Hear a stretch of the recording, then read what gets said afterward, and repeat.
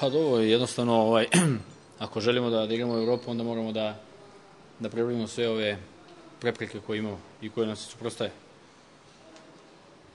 Imali smo pre par godina utakmicu sa Apoelom. Ovo je jedan prvak svog nacionalnog prvenstva koji je bio ispred tog Apoela koji je igrao jednu izuzetno važnu ulogu u Ligi šampiona ove godine. Ali ponavljam još jednom, da bi se domogli Evrope i cilja kojeg smo zacili s početka sastavljanja, to je da moramo da pobeđujemo. Da li je prednost to što igramo na strani, uvek se priča da jeste, jer gol u gostima vredi i duplo.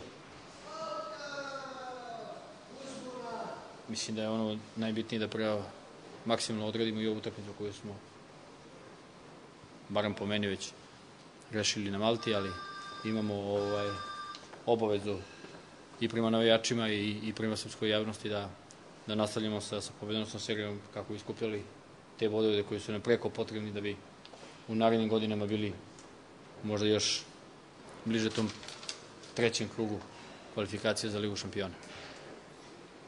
U svakom slučaju, jedna možda u tom delu, kad bi pričali, izvlačili, možda jedna od komplikovanijih ekipa. Ali vremena ima za studiranje, za analizu i sigurno će se prikupiti što pre najbitnije informacije. Ne verujem da ova ekipa i ovaj stručni štab uopšte tako razmišlja, niti će da razmišlja, jednostavno znaju, na primjeru, svi znamo na primjeru Apoela ove godine u Ligi šampiona dokle je dogurao. Ponavljam još jednom, oni su prvaci svoje zemlje ispred tog Apoela koji je ove godine igrao u Ligu šampiona. Koliko se sećam, oni su igrali play-off i mislim da nisu izgubili u tom play-offu od ekipe Apoela koja, kažem, ponavljam još jednom, igrala jednu izuzetnu ulogu ove godine u Ligi šampiona. Opuštanja nema, jer se pokazalo i dokazalo da mnogo puta je fudbal čudna igra, da ne pobeđuje uvek kvalitetniji i bolji tim. Tako da,